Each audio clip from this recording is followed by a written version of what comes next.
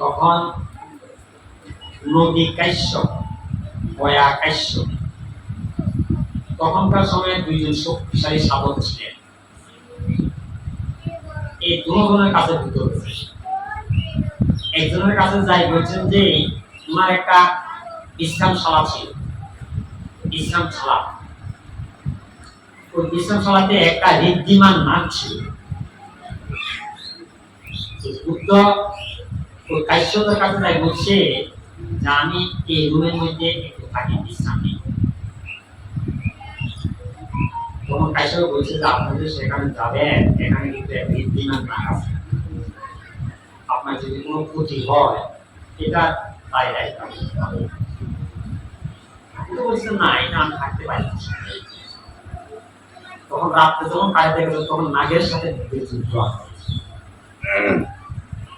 নাগে যখন অতিরিক্ত আগুন ছাই দেয়, ভূতর তাপ থেকে বেশি তেজ যুক্ত হইয়া যায়, যার কারণে ভূতের তেজের কারণে তখন নাগের তেজটা আর প্রভাব ফেলতে পারে। তারপরে এরপরে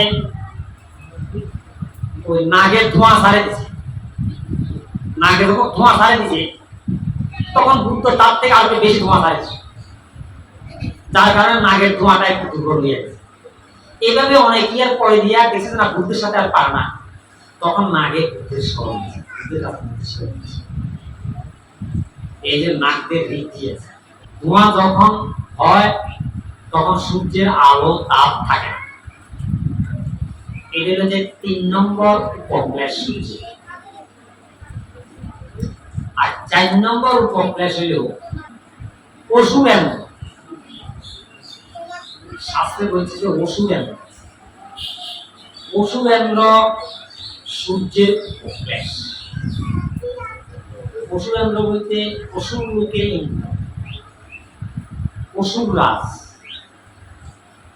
এই অশুভেন্দ্র। অশুভেন্দ্রকেও বলছে সূর্যের উপক্লেশ। অর্থাৎ কোন ঋদ্ধিমান পুরুষ যেমন সূর্যকে ঢাকি রাখতে পারে, এরকম অসুরেন্দ্রের এরকম ঋদ্ধি শক্তি আছে, দেবতাদের ঋদ্ধি শক্তি আছে। দেবগণ ইচ্ছা করলে সূর্যকে ঢাকি রাখতে পারে, অসুরেন্দ্র ইচ্ছা করলে সূর্যকে ঢাকে, সূর্যের তাপ আলোর বাইক দিয়া মানে আস্তরণ সৃষ্টি করতে পারে, যাতে সূর্যের আলো, সূর্যের তাপ যাতে মধ্যে আসতে না পারে। এইটা হইল যে অসুরেন্দ্র। এই অসুরেন্দ্র হচ্ছে সূর্যের উপক্লেশ। তাহলে 4টা উপক্লেশ। একটা হলো যে মেঘ বা বৃষ্টি, একটা হলো যে তুষার, 3 নম্বর হলো যে ধোঁয়া, 4 নম্বর হলো যে অশুভেন্দ্র। এই 4টার কারণে সূর্য দুর্বল। এটাকে বলছে 4টা সূর্যের উপক্লেশ। এই সূর্যের যেমন 4টা উপক্লেশ আছে, তদ্রূপ ভিক্ষু সম্বন্ধে 4টা উপক্লেশ। যারা ভিক্ষু সমান সাধক সন্ন্যাসী, তাদের 4টা উপক্লেশ আছে। এই উপক্লেশের কারণে কোন ভিক্ষুর যদি এরকম 4টা উপক্লেশে আবদ্ধ হইয়া যায়, যে কোনো একটা উপক্লেশে আবদ্ধ হইয়া যায়, তখন তার গুণ, প্রভাব, আলো, জ্ঞান, যশ, খ্যাতি, সুনাম তখন দুর্বল হয়ে যায়। কোন ভিক্ষু শ্রমণের এই উপক্লেশে যদি আক্রান্ত হয় কোন সাধক, তখন তাদের যশ, খ্যাতি, সুনাম, শীল, আলো, তেজ দুর্বল হয়ে যাবে। তাহলে এই ভিক্ষু সম্বন্ধের 4টা উপক্লেশ কি? ভিক্ষু সম্বন্ধের 4টা উপক্লেশ হলো যে 1 নম্বরে কোন ভিক্ষু যদি নেশাদ্রব্য পান, কোন ভিক্ষু যদি নেশাদ্রব্য পান করে নেশা করে মাতালি হয়, তাইলে তার সুনাম যশ থেকে থাকে না। যদি কোনো ভিক্ষু নেশা করে, এটা হলো যে 1 নম্বর উপক্লেশ। 2 নম্বর উপক্লেশ হলো যে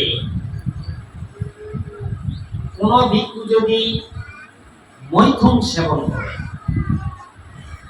মৈথুন সেবন বলতে নারীর সাথে সম্পৃক্ততা, যেটাকে বলে মৈথুন সেবন, এরকম আছে, থাকতে পারে, যুগে যুগে হয়। 100-200 ভিক্ষু সঙ্গের মধ্যে হয়তো একজন পাইবেন সে গোপনে কর্ম সম্পাদন পায় বা মৈথুন সেবন পায়। এরকম যদি থাকে কোন ভিক্ষু, তারও যশ, খ্যাতি, সুনাম, শিল শক্তি, প্রজ্ঞা গুণ, তেজ তারও থাকে না, এবং তারও চারিদিকে দুর্নাম ঘটিত হয়। সে আলো সূর্যের মতো সেরকম আলো তার বিকিরণ করতে পারে না। এটা হলো যে ভিক্ষু সম্বন্ধে 2 নম্বর উপক্লেশ। আর 3 নম্বর উপক্লেশ হলো যে কোন ভিক্ষু যদি সোনা রূপা স্বর্ণ যদি গ্রহণ করে এবং এগুলোর প্রতি যদি আসক্ত হয়, সোনা রূপার প্রতি, অর্নামেন্টের প্রতি যদি আসক্ত হয়, এরকম আসক্ত চিত্ত পরায়ণ ভিক্ষু, তারও এরকম সুনাম যশ খ্যাতি তার থাকে না। এটা হলো যে 3 নম্বর উপক্লেশ। আর 4 নম্বর উপক্লেশ হলো যে কোন ভিক্ষু যদি মিথ্যা জীবিকা অর্জন, অর্থাৎ মিথ্যা জীবিকা অর্জন বলতে যেমন সৈন্য কাজী আছে আর মিথ্যা আজিব আছে। সৈন্য কাজী হলো যে মনে করেন আমি, আপনারা সময় আমাকে দিচ্ছেন, আমি যেহেতু ব্রহ্মচর্য আচরণ, অর্থাৎ কতগুলা নীতি নিয়ম আমি মানি চলতেছি, গবেষণা, অনুধ্যান, অনুশীলন, ধর্মীয় চর্চা, ধর্ম প্রচার, কুশীল আচরণ করতেছি। সেই যুক্তিতে আপনারা শ্রদ্ধান্বিত হইয়া আপনারা হয়তো আমার জন্য 1 চামচ সময়, 1 চামচ জাদু বা একটু তরকারি বা পিণ্ডাচরণ গেলে আপনারা পিণ্ড দেন। আমার প্রতি এই গুণের প্রতি শ্রদ্ধান্বিত হইয়া আপনারা কিছু দান করতে চান। আমি এটা যদি পরিভোগ করি, এটা হলো যে আমার সম্যক আছে, সঠিকভাবে যথাযথভাবে জীবিকা অর্জন, এটাকে বলছে সম্যক আছে। আর কোন ভিক্ষু যদি এর বিপরীতে গিয়ে মিথ্যা আছে, তার শিরগুণ দুর্বল, চঞ্চল, সংযমতা নাই, তার কথার মধ্যে সংযমতা নাই, চলন বলনের মধ্যে সংযমতা নাই, তারপরে শিল শক্তির প্রভাব নাই, অর্থাৎ শিলগুণ মানি চলে না, এটার প্রেক্ষিতে, এই গুণ না থাকার প্রেক্ষিতে সে সঙ্গ সমাজের মধ্যে সঙ্গদানে অংশগ্রহণ করে, দাতার প্রদত্ত জিনিস সে পরিভোগ করে। তাহলে তার এই জীবন ধারণটা হলো যে মিথ্যা আছে। হয়তো একজনও জানে না, দুজনও জানে না, আরেকজনও জানে আমার সাথে, 10 জনও জানে না, আরো 2 জনও জানে আমার সাথে। কাজে এটাকে বলছে মিথ্যা আছে। কাজে এরকম কোন ভিক্ষু শ্রবণের, মিথ্যা আজিব যুক্ত ভিক্ষু শ্রবণের তার যশ, খ্যাতি, সুনাম এবং তার ভিতরে প্রজ্ঞা গুণ থাকবে না। যেমন একজন সংযমী মানুষ যদি ধর্ম দেশনা করে, তার কথাগুলো আরেকজনের মনোযোগ দিয়ে কারণ তার কথার মধ্যে একটা ধারাবাহিকতা থাকবে, উচ্চাঙ্গ শব্দের ব্যবহার থাকবে, কথার মধ্যে মৈত্রী করুণার বহিঃপ্রকাশ করবে এবং যাই বলে অন্যের কাছে সেটা শ্রুতি মধুর। আর যার যেরকম সংযমতা নাই, তার যার চঞ্চলতা, মানসিক অস্থিরতা, সে কথা বললেও তার কথাগুলো অন্যের শুনতে ভালো লাগে না, অর্থাৎ সর্বদা কর্কশ ভাষা থাকবে, কথার সুমধুরতা থাকবে না, মৈত্রী করুণা থাকবে না।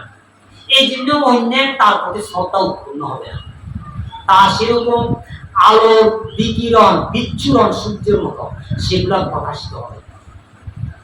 এই জন্য বলছে যে মিথ্যা আজিকটা ভিক্ষু শ্রমণের জন্য উপক্লেশ। জানি না আমি আপনাদেরকে বুঝাতে পারছি কিনা। কাজে সূর্যের যেমন 4টা উপক্লেশ আছে, এই ভিক্ষু শ্রমণেরও 4টা উপক্লেশ আছে। এবং এরকম বুদ্ধ, এরকম ভিক্ষু বুদ্ধের সময়ও ছিল, যার কারণে বুদ্ধ প্রথম পরাজিকা প্রবর্তন করেছিলেন একজন ভিক্ষুর এই ঘটনার প্রেক্ষিতে। বুদ্ধ বলেছিলেন যে না, এই কাজ করা যাবে না, কোন ভিক্ষু যদি এই কাজে সম্পৃক্ত হয় সে ভিক্ষু সংঘ থেকে বহিষ্কৃত। তারপরে দ্বিতীয় পরাজিকা, তৃতীয় পরাজিকা, চতুর্থ পরাজিকা, এগুলো বুদ্ধি প্রবর্তন করেছিলেন। কাজে বুদ্ধের সময়ও এই অবস্থা ছিল, বর্তমানেও আছে। ভিক্ষু সংঘের মধ্যে যে পরাজিকা প্রাপ্ত ভিক্ষু নাই, এই কথাটা বলা যাবে না, এবং ভবিষ্যতেও আসে। কাজে এটা হইল যে এর থেকে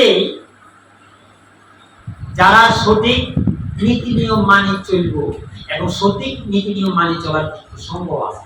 যদি না থাকতো জগতে বৌদ্ধ ধর্ম, এখনো জগতে সেরকম শিরোমান ভিক্ষু আছে এবং পুঙ্খানুপুঙ্খভাবে তার পূর্ণাঙ্গশীল পালন করে। এই জন্য জগতে এখনো অরহৎ বিদ্যমান। এই জন্যই জগতে বৌদ্ধ ধর্ম আছে, মানুষ এখনো আছে এবং যথাযথভাবে ঋতুর পরিবর্তন হয়। 什么都不做，什么都不做，前世和今生，它是不是传说？我什么都没。